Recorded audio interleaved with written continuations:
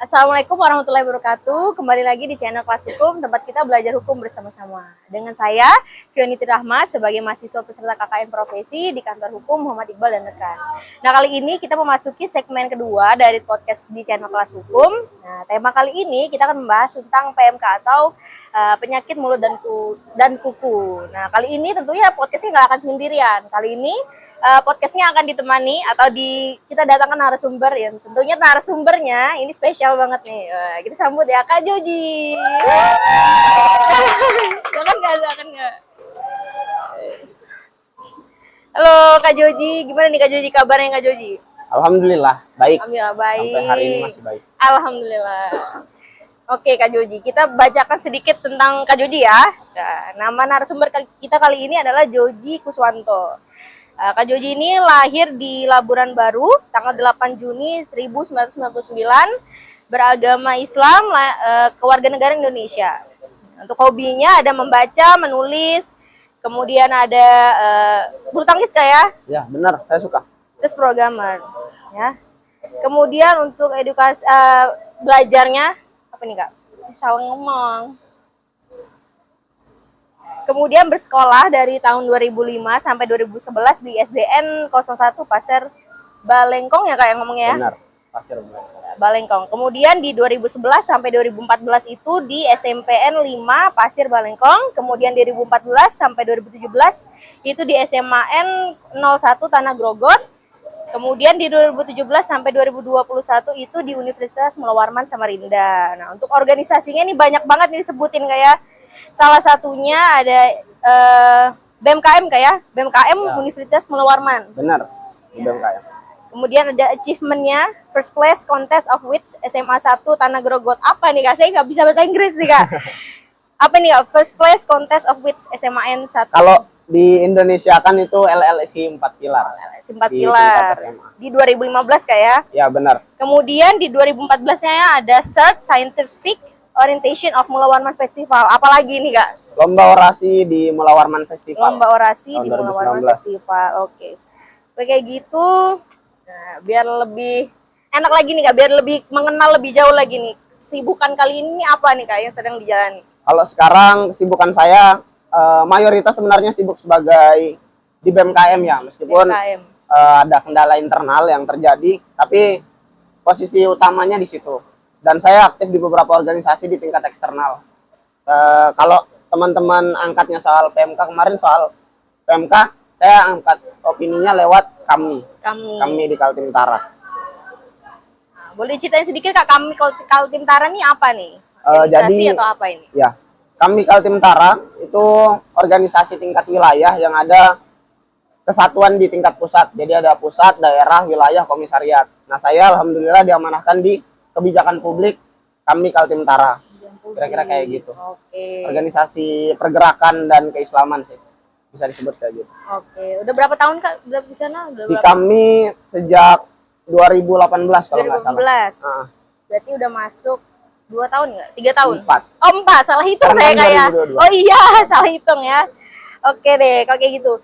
Kita langsung Kak ya. Ini kan kita sedang berada di memasuki bulan Zulhijjah, di mana bulan ini kita akan menyambut Hari Raya Idul Adha atau biasanya teman-teman sebut Hari Raya berkurban. Nah, biasanya Hari Raya Kurban ini kan orang-orang berkurban, bagi orang yang mampu mereka akan berkurban nih Kak ya. Nah, untuk Kak Joji sendiri nih, biasanya di Hari Raya kayak gini ada nggak kegiatan-kegiatan yang memang biasa dilakukan bareng keluarga, teman, atau apa nih Kak? Nah, jadi tahun ke tahun sebenarnya cukup berbeda kalau saya menjalani Hari Raya Kurban. Tahun 2017, 18, 19 ketika baru jadi mahasiswa, lebih banyak berkurban di rumah gitu. Jadi lebih banyak kumpul sama orang tua, kumpul sama keluarga. Tapi di tahun 2019, 20, 21 dan seterusnya beberapa kali bantu-bantu proses kurban kayak apa namanya? Bedah kulitnya. Oh iya. Potong-potong daging. Bahkan pernah ada cerita lucu ketika saya di tahun 2021 bantu kurban di Universitas Mula Warman, Masjid Al-Fatihah. Waktu itu ada yang pakai kampak dan kampaknya itu ini longgar. Akhirnya terbang. Wah, bahaya dong Kak. Lumayan. Jadi cuma ya di operasi apa gimana Kak? Enggak, dijahit aja. Oh, dijahit aja. Cuma kan teman lucu sih orangnya, jadi nggak jadi sebuah ini permasalahan. Jadi masalah ya Kak, Benar. tapi tangannya bermasalah ya. Resiko hidup. Resiko. Ya. Oke, nah dari kita kan akan menyambut hari raya nih Kak. Di Benar. hari raya ini kan ada yang berbeda nih. Nah, kenapa berbedanya? Berbedanya di kali ini adalah kita kedatangan tamu yang nggak diundang ya Kak, nggak disangka-sangka, yaitu ada virus penyakit mulut dan kuku Ya, atau benar. PMK. Nah, sebenarnya kita juga nggak mengharapkan datangnya penyakit ini, tetapi penyakit PMK ini kan sudah mewabah di Indonesia Kak ya. Ya, benar. Nah, jadi saya sedikit bacakan. PMK adalah penyakit infeksi virus yang bersifat akut dan sangat cepat menularnya, terutama pada hewan berkuku genap atau belah. Nah, biasanya ini memang menyerang pada sapi, kerbau maupun yang lainnya. Nah, tentunya penyakit ini itu kan merugikan nih Kak, merugikan dan menjadi bahan diskusi, bahan debatan oleh banyak orang nih, banyak masyarakat. Ya, nah, kemudian penyakit PMK ini kan bentar ya Kak, lupa. Nah, menurut Kak Joji sendiri nih, gimana pandangan Kakak terhadap dengan kita akan menyambutnya Idul Adha ini dengan virus yang ada ini? Ya, kalau pandangan saya secara pribadi sebenarnya cukup menyedihkan ya. Iya. Di tengah hari raya yang cuma kita nikmati 1 tahun sekali, untuk umat muslim khususnya, kita harus ditemani sama keadaan yang hari ini sangat mengkhawatirkan gitu. Iya, Bahkan betul. apalagi di tingkatan orang-orang yang mohon maaf belum memahami permasalahan ini secara utuh. Jadi ketika ada orang yang mau berkurban, dia takut berkurban karena ancaman penyakit PMK. Nah, itu masalah banget menurut saya. Dan ini harus segera dikelirkan sama pemerintah sih, sebagai pemilik kekuasaan utama dalam mengatasi permasalahan ini. Dan mereka yang punya tugas penting sih, sama tugas berat buat handle soal PMK ini. Makanya kalau ditanya gimana rasanya menghadapi Idul Adha dengan PMK, ya sangat menyedihkan sih. Sedih banget kayak, karena terutama adanya penyakit PMK ini tentu mempengaruhi mulai dari kelangkaan sampai harga hewan ternaknya sendiri. Benar. Kak ya. Nah, saya ada baca nih Kak, kemarin dikatakan bahwa dari adanya PMK ini terjadi kelangkaan stok hewan ternak sehat terutama di Indonesia. Benar. Nah, khususnya untuk kalau di Kaltim Kak, saya juga ada baca di Kaltim ini belum ada berita 1 atau 2 di mana bahwa penyakit itu telah mewabah di Kaltim. Nah, ini benar nggak nih Kak saya nih? Ya, jadi kemarin pasca audiensi dengan Dinas Peternakan dan Kesehatan Hewan Provinsi Kalimantan Timur, mereka mengkonfirmasi bahwa sampai saat ini Kaltim masih hijau. Jadi di bulan Mei kemarin, di sekitaran tanggal 28 kalau nggak salah, itu sudah terhitung ada 17 provinsi yang statusnya suspek atau merah gitu. Dan ada 2 provinsi di daerah Kalimantan, yaitu Kalsel sama Kalteng. Dan alhamdulillah sampai saat ini kalau di Kaltim ya masih hijau. Masih hijau ya, berarti masih dikatakan aman nih Kak. Aman. Ya, masih terbebas. Oh, kemudian ini saya mau tanya juga nih Kak. Ini kan dikatakan bahwa dengan adanya kelangkaan itu harga hewan ternak ini menjadi naik harganya. Benar. Nah, menjadi pertanyaan kenapa bisa naik gitu Kak? Sedangkan kalau misalkan logika aja, hewan-hewan ternak yang seharusnya dijual ini kan harusnya nggak naik banget gitu, nggak melejit banget harganya. Apalagi di Kaltim tadi udah dikatakan bahwa sampai saat ini masih hijau. Nah, kenapa nih Kak? Kok bisa harganya sampai melejit itu? Kenapa pemerintah tuh sampai menyamaratakan gitu harganya? Jadi kalau kita pakai logika kesejahteraan rakyat, maka ini hal yang nggak benar untuk dilakukan. Tapi kalau kita pakai logika bisnis, ini adalah hal yang benar untuk dilakukan. Yeah. Karena kalau kita pakai logika bisnis, ketika supply-nya itu sedikit, maka kebutuhannya akan semakin banyak. Dan harganya itu harus naik untuk memenuhi tingkat kebutuhannya. Makanya kalau pakai logika bisnis ya aman-aman aja. Ya, Kak, ya? Sekarang pertanyaannya, pantaskah logika bisnis itu dipakai untuk mengatasi permasalahan yang berhubungan sama kesejahteraan rakyat? Kalau menurut saya pribadi ini nggak pantas. Apalagi Kaltim itu kan punya populasi sapinya sendiri. Sekitar 1 tahun dia bisa menghasilkan kurang lebih 50.000, 45 sampai 50.000. Itu bisa diambil dari data statistik Disna Keswan, Dinas Peternakan dan Kesehatan Hewan 2016 sampai 2020. Bisa teman-teman cek di websitenya. Nah, kalau berdasarkan penyampaian Kepala Dinas Kesehatan Peternakan dan Kesehatan Hewan, Kaltim itu butuh kurang lebih sekitar 14.000. Dan setelah audiensi dikonfirmasi kalau Kaltim itu butuh 14.629 ekor hewan ternak yang akan dikorbankan untuk tahun ini.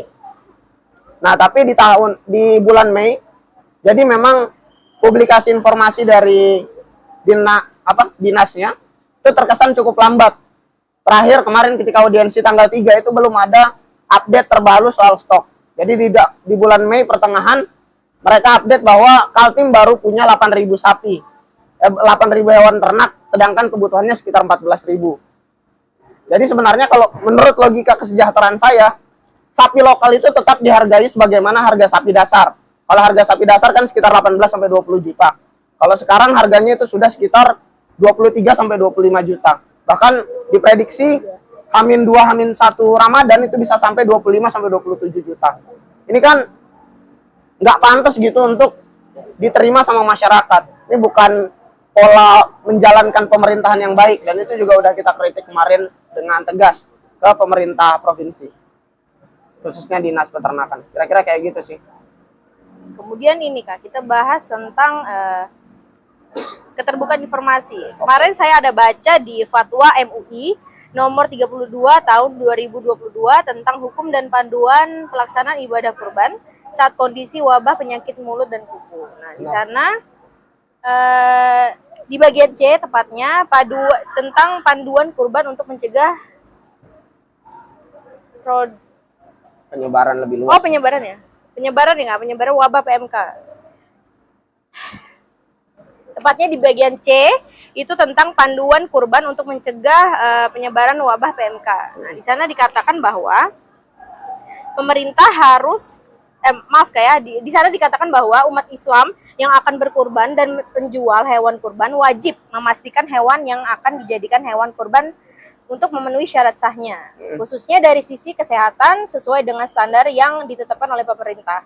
Nah, dengan adanya ini berarti kan tidak menutup kemungkinan bahwa para pelaku usaha, penjual atau pedagang sapi atau hewan ternak ini, kita kan nggak tahu nih Kak, apakah memang benar hewan yang dijualkan itu hewan yang benar-benar sehat.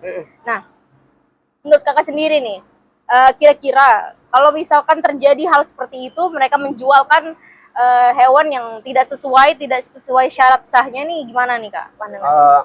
Pertama yang mau disampaikan ya, kalau soal kesehatan hewan, jadi kesehatan hewan itu ternyata ada bukti spesifiknya. Jadi ada SKKH namanya, Surat Keterangan Kesehatan Hewan. Dan setiap hewan yang didatangkan dari luar dan yang diproduksi sendiri di Kalimantan Timur punya hal tersebut. Jadi misalnya ada sapi yang dia tidak teridentifikasi punya SKKH, bisa diidentifikasi bahwa itu sapi ilegal, atau dia tidak terdaftar di sebagai mitra dari Dinas Peternakan atau Kesehatan Hewan di provinsi atau daerahnya.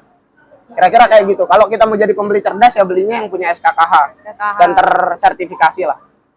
Iya. Ini kemudian nih Kak, pasti dari adanya wabah ini menimbulkan dampak-dampak terutama dampak ancaman serius pada stabilitas ekonomi dan hasil ternaknya nih Kak. Nah, kemudian dampak-dampak yang untuk yang ke manusia sendiri saya ada baca, jadi untuk hewan yang terjangkit penyakit ini sebenarnya dagingnya itu masih bisa diolah nih Kak, masih bisa dikonsumsi karena tidak terkontaminasi dagingnya. Nah, tapi kan kita sebagai masyarakat tentunya was-was nih Kak dengan itu. Nah, menurut Kakak sendiri nih, upaya-upaya yang harus dilakukan pemerintah nih dalam menekan penyebaran penyakit ini, karena kan tidak menutup kemungkinan ini wabahnya akan terus menyebar dimanapun berada, meskipun di Kalimantan Timur sendiri itu masih di zona hijau. Gimana nih Kak menurut Kakak? Jadi kalau soal penyebaran, jadi pertama kan syarat penyebaran penyakit PMK itu ada 3. Yang pertama lewat kontak. Masih lanjut ini. Yang pertama lewat kontak, yang kedua lewat perantara. Misalnya ada orang mengunjungi kandang sapi yang tertular ke kandang sapi yang sehat, kemungkinan besar sapinya bisa tertular. Terakhir, yang paling parahnya itu dia bisa menyebar lewat udara. Dan ini penyebarannya menurut saya jarang banget kita temui virus yang dia bisa menyebar lewat udara. Dan kalau ada virus yang seperti ini itu betul-betul berbahaya dan harus ditindaklanjuti secara serius. Nah, untuk mengatasi permasalahan tadi, permasalahan soal penyebaran yang semakin meluas, menurut saya yang punya peran paling penting tadi balik lagi ke pemerintah gitu. Karena pemerintah yang punya akses dan kekuasaan penuh untuk misalnya menutup keran masuk dari sapi luar daerah ke dalam daerah. Kemudian pasca itu ada banyak kekuasaan yang hanya pemerintah miliki. Selain dari tadi mereka punya hak untuk membatasi dari perbatasan, mereka juga punya hak untuk membatasi dari tanker-tanker atau kapal-kapal yang datang ke Kalimantan. Dan untuk penindakan di dalam daerah itu juga wewenangnya punya Dinas Peternakan dan Kesehatan Hewan. Jadi kemarin setelah audiensi beliau sampaikan bahwa ada gugus tugas yang nanti akan disiapkan untuk menangani permasalahan PMK 11-12 sama proses penanganan COVID-19. Kira-kira kayak gitu sih. Kayak gitu kayak. Oke nih. Dari cukup banyak kayak poin-poin yang kita bahas hari ini. Mulai dari Idul Adhanya sendiri, kemudian ada PMK-nya, terus tentang kelangkaan stok hewan sehatnya, melejitnya harga hewan, terus keterbukaan informasi sampai kepada dampaknya. Nah, dari semua ini nih Kak, menurut Kakak apa yang memang menjadi poin penting untuk kita semua dalam menjalankan ibadah kita? Karena kan gini Kak ya, dengan adanya penyakit ini bukan berarti kita tidak bisa melakukan kurban, bukan berarti menghalangi kita untuk menjalankan ibadah kita. Nah, menurut Kakak nih, langkah-langkah yang baik, yang pas nih untuk kita dalam kita menghadapi situasi ini kayak gimana nih Kak? Oke. Jadi kalau soal langkah yang harus kita lakukan, kalau menurut saya secara pribadi, diri saya sendiri, apa yang harus dilakukan, menurut saya ya ketika kita ada di tempat yang itu punya akses untuk melakukan kurban, ya kita membantu untuk bisa melihat ini sapi atau kambing atau hewan yang dikurbankan ini ada dalam keadaan sehat atau tidak. Karena batas kita itu soal pencerdasan dan edukasi informasi tentang bahayanya PMK dan potensi penyebarannya yang betul-betul masif. Dan ada biosecurity yang harus dijalankan dalam proses penanganan PMK, baik itu oleh masyarakat dan pemerintah. Contohnya kayak misalnya ketika kita menyembelih hewan yang sudah terjangkit PMK, nanti jeroannya, isi dalam perutnya, kepalanya, kukunya itu harus dibakar agar penyakitnya itu betul-betul mati. Dan itu yang harus dipahami sama masyarakat, apalagi proses penyelenggaraan kurban. Dan itu juga kemarin udah kita suarakan di audiensi bersama Dinas Peternakan dan Kesehatan Hewan gitu.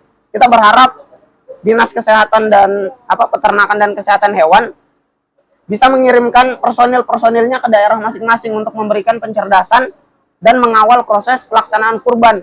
Agar nanti kurban yang dilaksanakan di masyarakat nggak punya efek domino.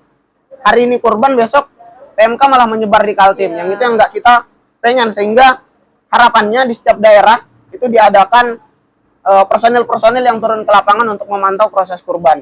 Dan penyelenggaraan kurban itu harus dilaksanakan dengan kecerdasan dan pemahaman yang baik, apalagi orang-orang yang mengurusi hewan kurbannya ya, nggak boleh ada penipuan di dalam sana gitu menurut saya, karena ini bicara soal kesehatan dan produk jangka panjang. Oke deh, kalau kayak gitu, ini lumayan banyak ya pembahasan kita hari ini. Alhamdulillah. Alhamdulillah.